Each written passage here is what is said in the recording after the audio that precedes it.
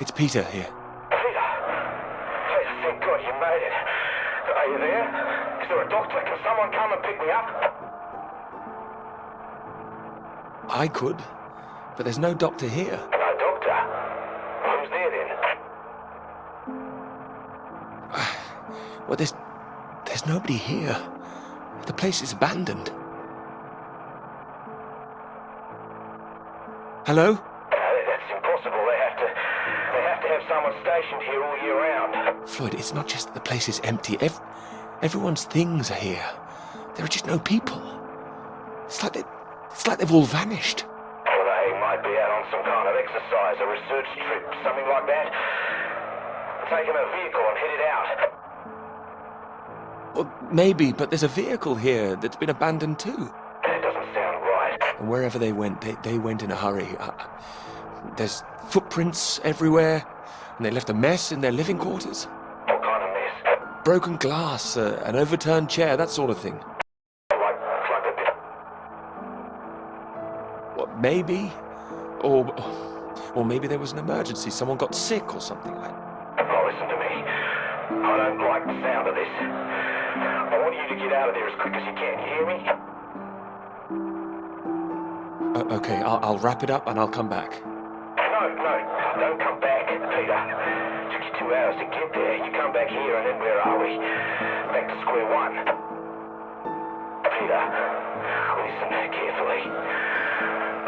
I don't know for sure, but it's possible that the base you're in might have been attacked. Attacked? This is a research station. Who would attack this place? The Soviets. No. Don't be ridiculous, Floyd. We're not at war. The Cold War hasn't been so cold around here recently. People are tetchy. I've heard stories of shots being fired. And you could kill a dozen men down here and no one would know about it. You're being paranoid, Floyd. I've met the guys who work at Deception Point, mate. They run a tight ship. It's not like them to leave it completely deserted without telling anyone. And now you're telling me there are signs of a struggle? You can't rule it out. Well, then I'll come back and we'll make another plan. No, there's a chance I can raise someone from here, but if you come back and I can't, then we're back at square one. They'd have to have us both on their case. Look, I'll keep trying on the radio. You've got to move on. Get out of there, quickly. All right, I can do it, but where the hell would I go? Oh, you're in the radio hut, right? Anything in there which could help tell where we are?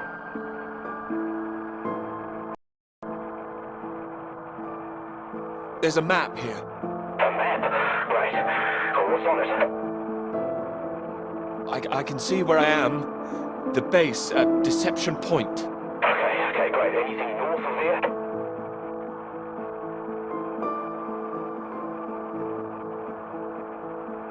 There are more buildings to the north.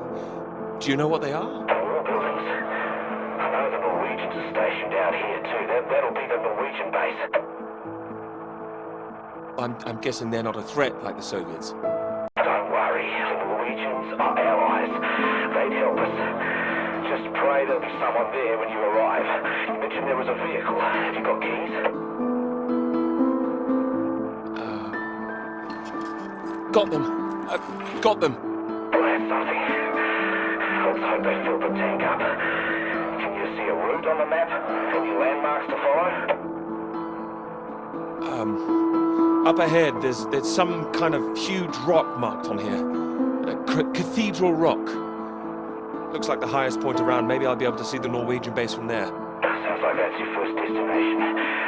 Peter, can you see anything you can use as a weapon?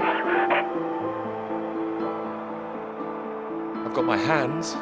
That's all. Well, don't go searching for one if there's nothing else in there. You don't know when they might come back. Get to the vehicle and head to that rock as quickly and as quietly as you can, alright? Just make sure you send those flares up so I can find you again. Floyd, are you still there? Sorry, I had to move my leg. Look, don't hang about, Peter. Keep going, for Christ's sake. I'll keep broadcasting on this frequency when I can. Try and pick it up again when you get to the base. I will, and remember those flares. Well, I heard you. Look, I've got to go. You just get to that cathedral rock. Over and out.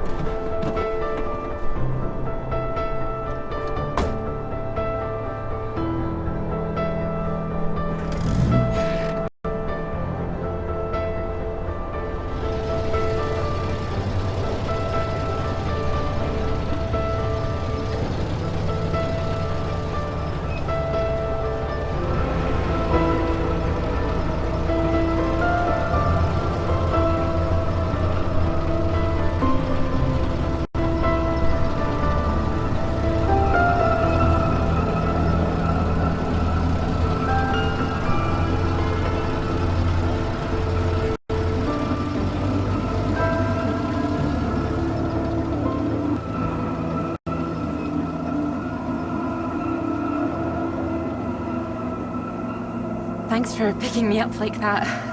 I'm absolutely soaked. I must have looked a terrible state. You must be freezing. Don't know what happened. The bus just didn't turn up. Sorry, I think I'm sitting on something. Oh, sorry, it's your peepers. Oh, I haven't got them all wet. Oh, don't worry about it. So this is your grand tome about the clouds. Would you mind if I take a look? Of course. I mean, if you can understand me. Excuse me? I'm sorry, my goodness. What? Do you have a right to be here? You know, I have earned my place. What are you talking about? Maybe this is a bad idea. I don't want to read them anyway if you don't think I can understand them. No. I meant they're probably illegible. I meant you might not be able to read them. That's all. Oh, sorry. I get that kind of thing a lot. I'm a bit sensitive. Crosswise. I thought you morphed into my old professor there. My office. See me. Anyway, sorry. As I said, don't worry. Take a look if you like. Oh, thank you. I can see you're an excellent note taker. Well, the rest is probably classified, top secret. And where is yours, may I ask? May I read that? Stop it. You haven't started it, I know. I will. I haven't had 3 years.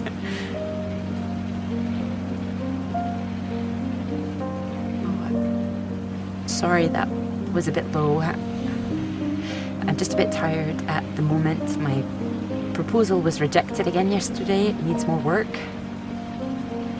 You can talk to me, you know. I know what it's like trying to find the right subject. I'm starting to wonder if I'll ever find it. My friend Molly's nearly finished hers, and here I am, not even at the starting line. Well, if you're anything like as successful as you are with your lectures, you'll be fine. Thanks, Doctor. I'll just put you safe down here.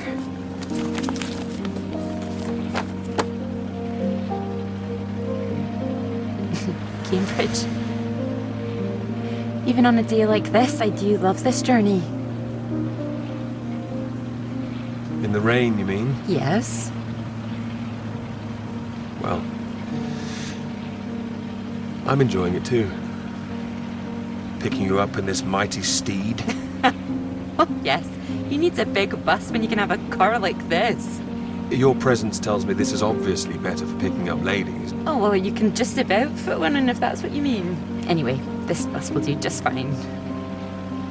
Thanks again for getting me out of the rain like that. It was... Don't mention it.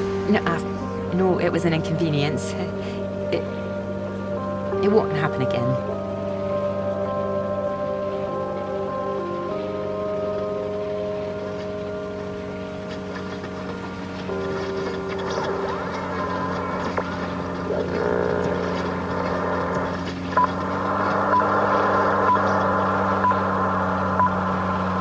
This is the BBC Live programme. Here is the news. Talks began today in Washington between Britain, the United States and Soviet Russia over the renewal of the Antarctic Treaty, which forbids any acts of military aggression in Antarctica. Reports of recent skirmishes on the continent have established the need to reaffirm the worldwide commitment to peace. All eyes will be on Russia, whose reported reluctance to rejoin the talks is a point of concern for the British government. In a statement read outside the White House, Prime Minister Macmillan called on Russia to engage in the talks wholeheartedly to ensure a lasting peace in the nuclear era.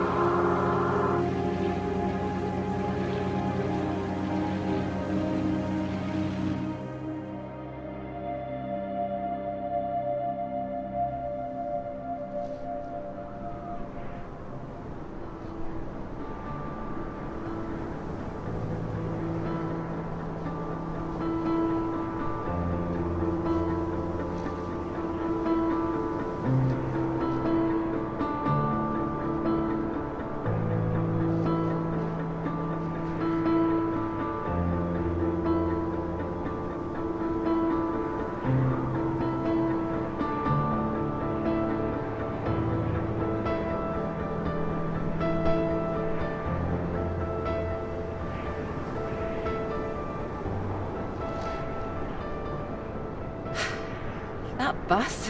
What's that, 5, 6 in a row now? I don't know, I counted 7 maybe. It'll never happen again. Oh wait, oh look, there's Molly! What? I haven't seen her in ages. Can you just pull over and we can say hello?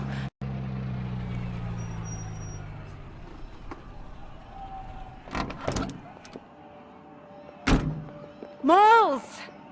Clara! Oh, it's wonderful to see you! Well, you can't miss us all today. Is this your handsome bus driver? I didn't call him that. Molly, this is Peter. Peter, this is Molly. I've heard. Heard what? You'll be joining us, I hope. Joining you here outside. On the big march? From Aldermaston, the atomic weapons factory. This time we're all going to start there, then march on London. Straight to Parliament. Tens of thousands of us. They'll have to listen to us this time. 4 days walk, isn't that right? Oh, that's a long walk. Worth it to save the world, don't you think? Of course. Oh, sorry, Peter, Molly is a lecturer at the college too, when she's not showing me the ropes or working on her opus. Oh, that's all done now. The paper's published. Oh, that's wonderful. Good riddance too. I couldn't bear having it hanging over me any longer. Congratulations. Well done. Thank you. I can focus on this for a while. Much more important. Do you think this will make a difference? It jolly well has to, don't you think? Considering what's at stake, we're all under threat. I would have thought as a man of science you'd know all about it. Clara mentioned you'd been studying radiation carried by the clouds. Seems Clara's told you all my secrets. Oh, I didn't know it was an official secret. No, it's not. It's fine. The radiation is what's terrifying. One hydrogen bomb could kill 1 million people in an instant. But then the radiation spreads and could kill millions more. Slowly this time. The British government is building more bombs when they should be doing the opposite. Disarming. Setting an example to the world. Wouldn't that let our guard down? Isn't that what the Soviets want? We're not naive, you know. We want the three sides to stop entrenching themselves. All this posturing of theirs can only end one way. It's got to be unilateral nuclear disarmament. Otherwise, every day we are one step closer to the end. Oh, I agree, although with any luck they'll thrash it out. And what if they don't? Right, I've got a lecture to give. Peter, would you mind if I had a lift for the last mile? Of course not. It was good to meet you, Peter. Good to meet you too. You're coming on the march, aren't you, Clara? I wouldn't miss it for anything. And you, Peter? I've rather too much work, actually. Don't think I'll get away. Shame. Well, in the meantime, I'm sure Clara will take very good care of you. She will? That's enough, Molly Shanahan. We'll be off now. You go and get your bus, Clara. Ding ding!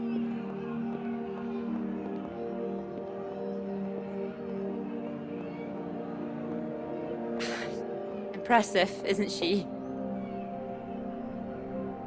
No more than you are.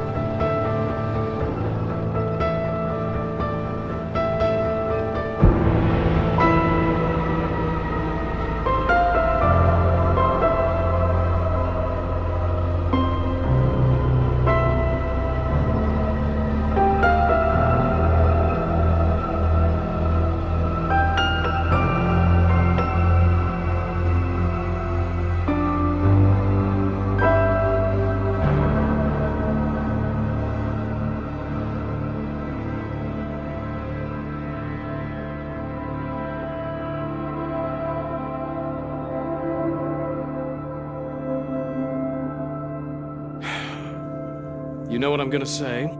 I've got a pretty good idea. You need to get out more. I will, I promise. Good to hear, old chap, but we've heard it before. I have to say, I've never really understood it. Here you are writing about clouds, and yet you never see the sky. I don't need to see it. It's about the ideas, the words. Well, let's see some of these words then, shall we? Come on, man or a mouse? It's the way it's top secret, is it? You can trust me.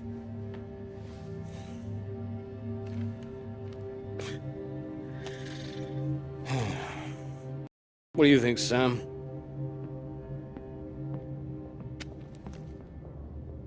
I'm sure some of it is very good. Here. I really have got a lot of work to do. It would seem so. Don't worry, old chap. Well, we'll hit that wall sometimes. It's all part of writing a paper. Now, come on, don't be so modest, Sam. You dashed yours off in a few months. Well, maybe I was fortunate, but the point is... The point is, you set your sights straight and true, sat down and wrote the damn thing. It wasn't quite like that. Well, you did it, and now here you are, senior lecturer. Which makes two of us. Did Joseph not mention he got a promotion too? It does tend to slip his mind for a few seconds occasionally. Well, you know what could be open to him if he gets this right and gets promotion? His own department. Eventually. Professorship. You can't reach those heights if you stay in this hovel for the rest of your life. Well, that's true, but I wouldn't My quite point was put it... that saying to Peter it's all part of the process is just kind words. What we need to do is help our poor friend here be a man and write. No, I can do this. I don't need any help. Well, you need something. Left to your own devices, you might go and start all over again. I'm right, aren't I, Sam? I think he's right, Peter. I know it's tempting to want to forget everything and start again on a blank page, but then you're risking making the same mistakes all over again. You know, sometimes it's better to see where you've gone wrong, that's all. That'd help you. Good things might come of it. Good things like a promotion, I might add. Like Joseph says, don't start again. What does he know? He's only read one page. It practically is just one page. Peter. We don't enjoy seeing you struggle. I know what you need. Go on then. What? What you need is some inspiration. Those 3 new girls. You know the ones. Undergraduates. They'll be at the Fox and Hounds this evening, and so, my good man, shall we? 8 o'clock. See you there? No, I should work. You should come. But if you can't, that's 1 girl for Sam and 2 for me. We'll buy you a pint anyway. See you later, old chap. Good luck with it. We'll see you later. Don't be shy, Peter. Come along. Man or a mouse?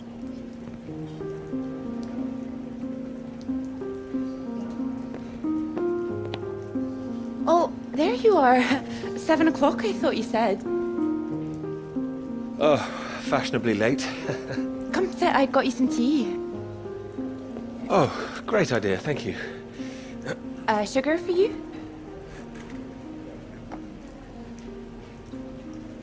One, please. Okay.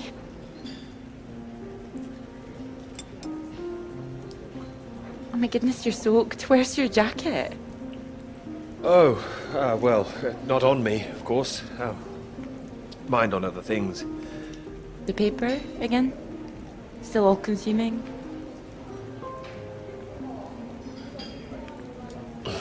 I can handle it. Oh, I don't blame you. I've been thinking about it quite a bit too. You have? About my paper? Yes? To tell you the truth, I'm rather stuck. I gathered. Could you finish it for me, do you think? I thought you could handle it. I can.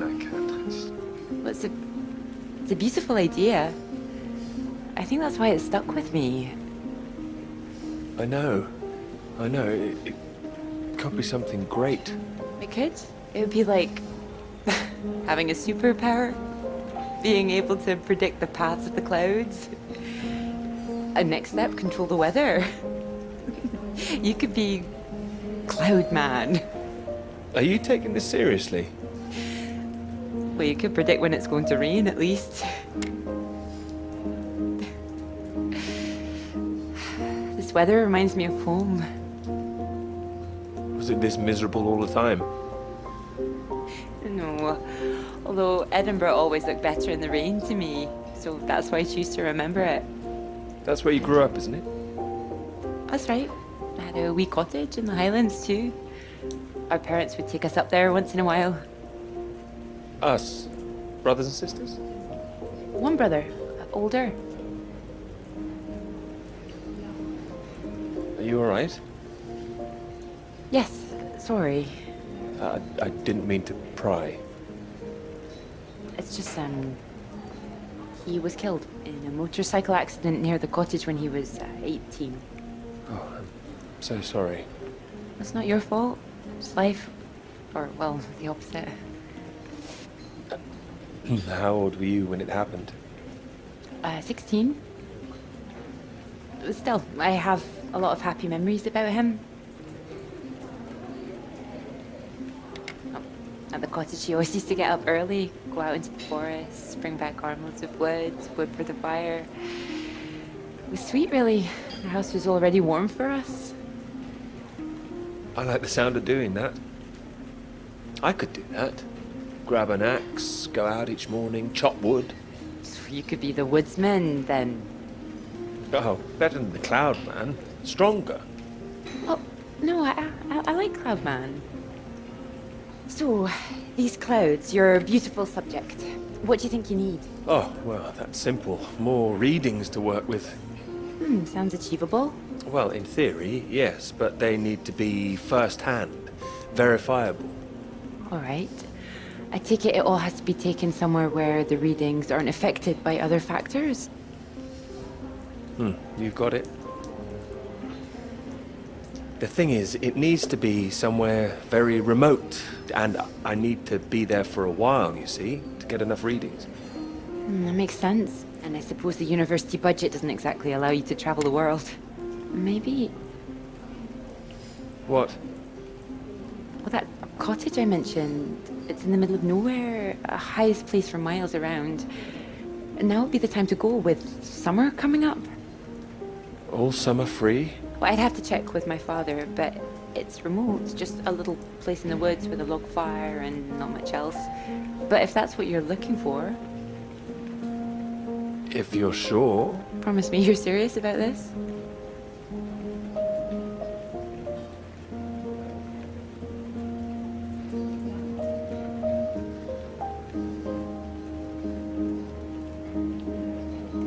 Oh, I promise you that. Promise me that. Anyway, no more past tense. No more past tense, eh? Sorry, I didn't know how I felt about the cottage until I started talking about it. I shouldn't have said anything. You absolutely should have. It's a great idea. I'm full of them today. I think I'd be able to find somewhere else, you know. I must be able to. It's just... I don't know what my father would say about me bringing an unmarried man up there. You're worried about what your father might think? No, not that. It's just not exactly modern. Not exactly ringing the changes like malls. Doubt her father even knows what she's up to. You should have seen Malls on that march, striding forward in front. Shame he didn't come. Quite the force of nature. Do you think the bus would make it there? The bus? That would cost a fortune. Not that bus, silly. You know, your bus. Ding ding. Oh, the mighty steed, of course. Well, the roads are pretty rough. Would it cope with it?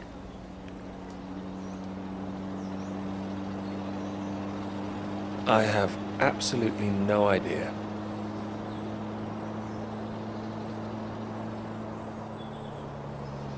Oh, careful. We want to make it in one piece. We do. I didn't suggest the route. Just keep driving. I know it seems to go on forever. Just trust me. The cottage is only a few miles away now. How are you feeling about this? Oh, I'm fine. Okay, a bit strange, to be honest. Like I'm about to step back in time. I haven't been here in so long. I'm a bit nervous. I don't know. I don't quite know if things will feel different coming back. I hope you like it. Oh, I'm sure I will.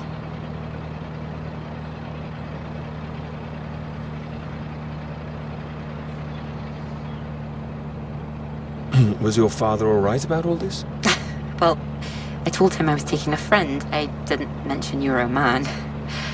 Oh, do you think he'd disapprove? Not exactly, no. Well, he is very old-fashioned, but... Well, thank you for coming along. Well, inviting me and coming along. Oh, no. I mean, without me, how would you find it for a start? I couldn't rightly let you run away all by yourself. So you're running away with me? Stop it. This is purely professional, isn't it? We could run away. Ditch the paper. Live in the woods. You are being presumptuous, aren't you? No, I'm here to help. You'll need help with the equipment and recording all the data, all that. I couldn't leave you stranded up here in the middle of nowhere. I'd hunt for our dinner, be the man of the woods. Oh, he's back, is he? The woodsman. I'm telling you, I could do that. Just be the kind of man who remembers to fill up the tank when we're off to the middle of nowhere. Well, I am. I hope this isn't a big mistake.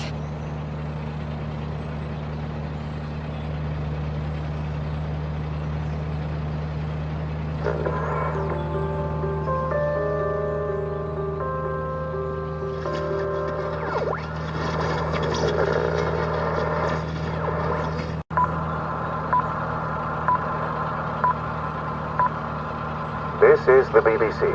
Here is the news. The talks in Washington over the renewal of the Antarctic Treaty were in deadlock last night, with Soviet Russia threatening to walk out of discussions early. The new president, Lyndon B. Johnson, made an impassioned speech during which he criticized the Soviets' aggressive stance and reasserted the need for compromise. The president described the Russians as playing a lethal hand and asserted that continuing to do so would risk leading the world into war.